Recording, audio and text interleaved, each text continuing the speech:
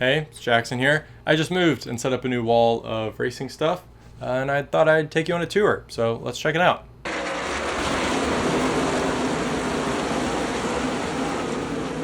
Alright, I guess let's just go left to right here. I'll start not even on the main wall itself, but with this print that I made after the 2020 season.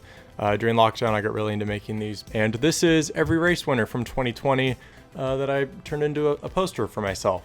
This is a calendar for modern racing prints. Every day there's a race that was run, I'll put a winner from that day on the calendar. I got this on eBay, this Coca-Cola Racing family banner, just to kind of, I have this, the I don't know what to call it, the air duct thing, the little hang, whatever ledge. It was like 30 feet of banner, 15-20 bucks. I still have a ton of it left. I think it just looks pretty neat. The checkered flag Coke bottles, the bottle caps, and it was a nice little kind of accessory here to give it some depth. Is that a real thing?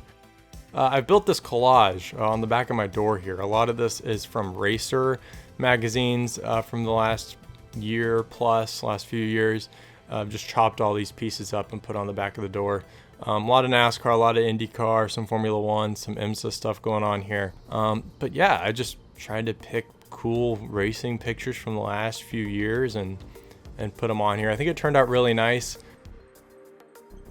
Now moving over to my favorite part, the diecast shelves. Every Sunday night I'll stand here and rearrange these according to the standings. As you can see, my collection is not perfect. There are some gaps, there's some outdated cars, but I have a whole spreadsheet that I use to go through and determine what cars to buy next. You know, with a limited budget, I try to maintain a balance between the top cars that are up here often and then keeping them accurate. The IndyCar shelf just sticks to pretty much top 12-ish cars in the standings. The NASCAR shelf I arranged by the live playoff points. If you've seen that in my Twitter feed, that actually started because of that's how I arranged my diecast, was the live playoff standings, because I didn't want to do the regular season standings.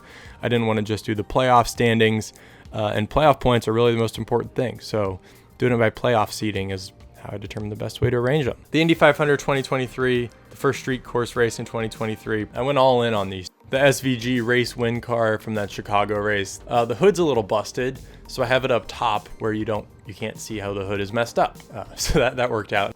Over here to the right, just a few 164s. My spreadsheet told me to buy, but have not been used on the shelf, if that makes sense. So they're stored up over here. The Bubba Wallace Kansas race win car. I don't know, if I'm going to buy a race one, I want it to be a race that I was at. I was at that race. I thought it was a good looking car.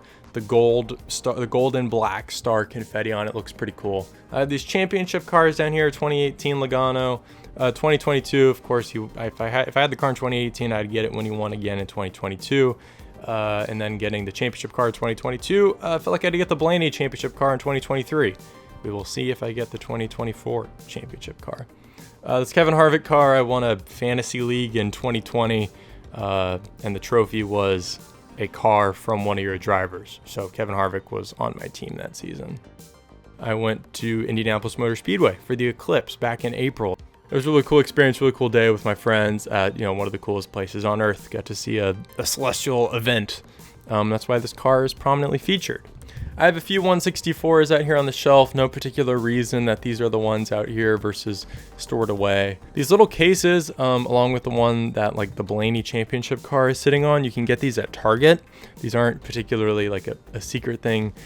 I have a bunch of these kind of in various sizes, kind of just stored away that I've used in kind of other arrangements. This Dale Earnhardt car, one of my friends saw at an estate sale, and they said, Jackson needs that, and they were right, I did.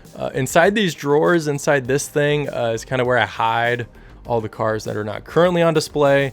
So this is a lot of like alternate paint schemes, alternate sponsors. So this is where when I update the standings shelf, in here is where I pull the alternate paint schemes from. I have this Joseph Newgarden car sitting right here on the purple, the black and white Hitachi Chevrolet.